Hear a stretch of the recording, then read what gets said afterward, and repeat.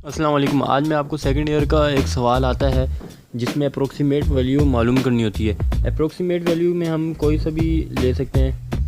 कोस हमने ले लिया है और यहाँ पर हम 46 डिग्री ले लेते हैं। ठीक है, कोस 46 डिग्री की अप्रोक्सीमेट वैल्यू अगर हम कैलकुलेटर में मालूम करें तो हमारे पास आती है 0.99 समथिंग।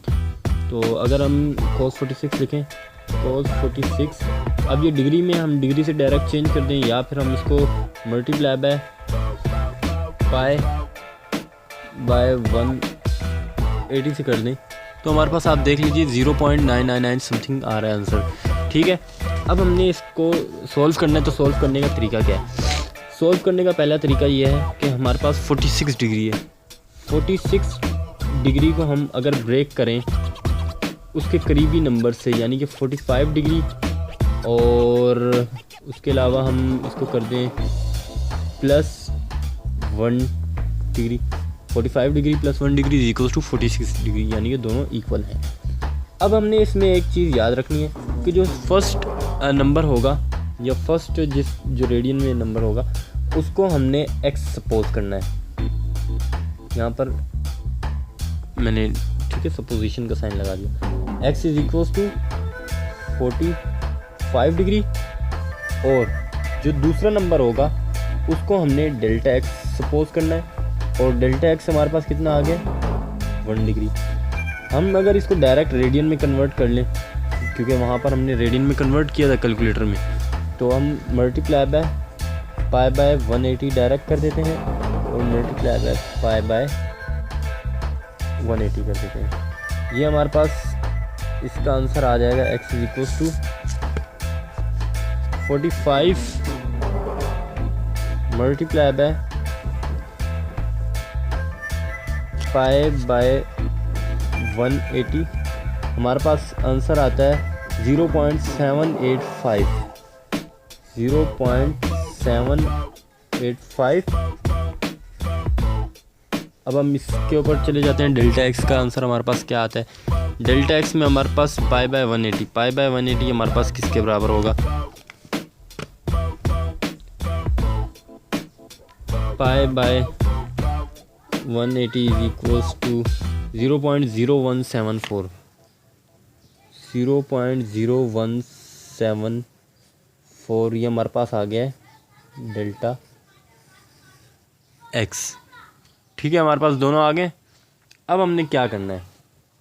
हमने सिंपली अब जो हमारे पास ऊपर फंक्शन है, यानी कि हमारे पास कोस 46 डिग्री है, हमने कोस 46 डिग्री को डिग्री वाला जो नंबर होगा, यानी कि ये डिग्री वाले को हमने एक एक्स सपोज करना है।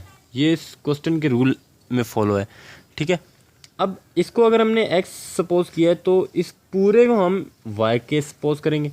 ठीक है, अगर आप इसको पूरे को x कर लें और इधर y लिख दें वो भी मसला नहीं है, मगर दोनों ऑपोजिट होने चाहिए, ये बात याद रखिएगा। ठीक है, अब हमने इन दोनों को ऑपोजिट हमने लिख दिया है। अब इसके ऊपर अगर हम डेरिवेटिव लगाएं, डेरिवेटिव हमेशा इस वाले को नहीं देखते बल्कि इसको देख कर लगाते हैं। अब हम derivative with respect to x लगाएंगे, d/dx ऑन y और d/dx ऑन cos x। हम एक चीज़ जानते हैं, cos x का डेरिवेटिव होता है माइनस साइन x। ठीक है, और उसके बाद d/dx उसके फंक्शन, यानी कि ये जो x है ये इसका फंक्शन कहलाएगा साइन का, तो ये इसका इसके ऊपर दोबारा अगेन डेरिवेटिव लगता है। ठीक है, अब यहाँ पर हमारे पास आ गया dy/dx, ये वाली लाइन चल रही है। ठीक है, ये किसके बराबर? डेरिवेटिव कोस के ऊपर लगेगा, तो हमारे पास आंसर क्या आएगा? Sine x। माइनस का साइन x आ गया। अब इसके ऊपर अगर हम डेरिवेटिव लगाएं d/dx ऑन x, तो x का डेरिवेटिव 1 होता है और 1 जब साइन x से मल्टीप्लाई होगा तो हमारे पास आंसर हमेशा वही आता है माइनस साइन एक्स। ये हमारे पास किसका आंसर आ गया? dy/dx का, ये याद रखिएगा। ठीक है, कोई मसला कोई परेशानी नहीं होनी चाहिए। ये हमारे पास आ गया dy/dx, और ये हमारे पास x, ये हमारे पास डेल्टा x। हमें यही 3 वैल्यूज़ चाहिए होती हैं।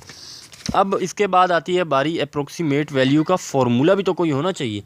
अप्रोक्सीमेट वैल्यू का फ़ॉर्मूला हमारे पास कहता है कि आप यहाँ पे लिखें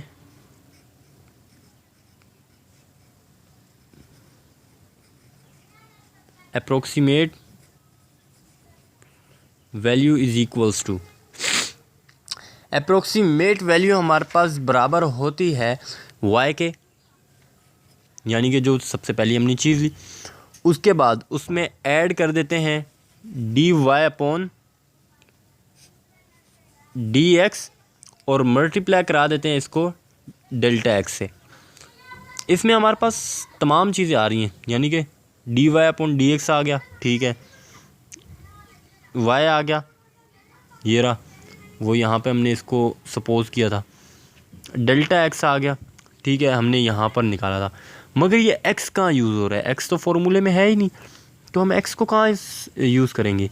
इसका जवाब आपको बाद में मिलेगा, ठीक है। आप क्वेश्चन देखिए, आप ख़ुद समझ जाएंगे x कहाँ यूज़ हो रहा है।